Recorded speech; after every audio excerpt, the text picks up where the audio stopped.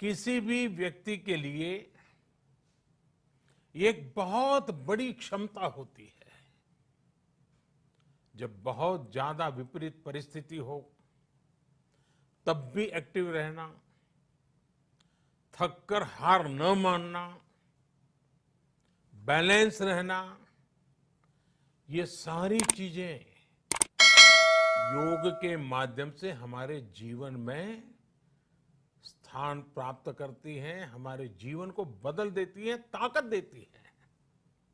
और इसलिए आपने भी देखा होगा, महसूस किया होगा, योग का साधक कभी संकट में धैर्य नहीं खोता है। योग का अर्थ ही है समत्वम योग उच्यते, अर्थात अनुकूलता, प्रतिकूलता, सफलता, विफलता, सुख, संकट, हर परिस्थिति में समान रहने, अडिग रहने का नाम उसी तो योग कहते हैं। गीता में भगवान कृष्ण ने योग की व्याख्या करते हुए कहा है, योगः कर्मसु कौशलम, अर्थात कर्म की कुशलता ही योग है। Efficiency in action is yoga.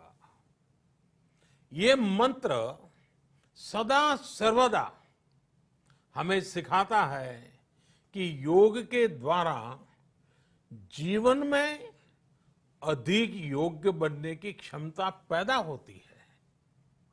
अगर हम अपना काम अनुशासन से करते हैं, अपना दायित्व निभाते हैं, तो भी एक तरह का योग ही है। साथियों, कर्मयोग का एक विस्तार और है।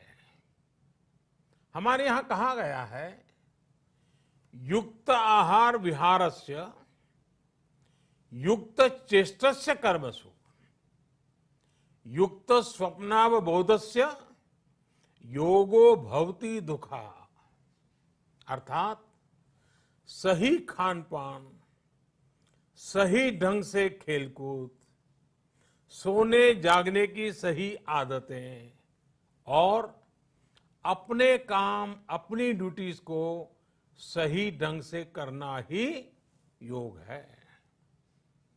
इसी कर्मयोग से हमें सभी तकलीफों और समस्याओं का समाधान मिलता है। इतना ही नहीं, हमारे यहां निष्काम कर्म को बिना किसी स्वार्थ के सभी का उपकार करने की भावना को भी कर्मयोग कहा गया है। कर्मयोग की ये भावना भारत के रग रग में रची बसी है। जब भी जरूरत पड़ी, भारत के इस निस्वार्थ भाव को पूरी दुनिया ने अनुभव किया है। साथियों, जब हम योग से चलते हैं, कर्मयोग की भावना से चलते हैं, तो व्यक्ति के तौर पर, समाज के तौर पर, देश के तौर पर हमारी शक्ति भी कई गुना बढ़ जाती है। आज हमें इसी भावना से संकल्प लेना है।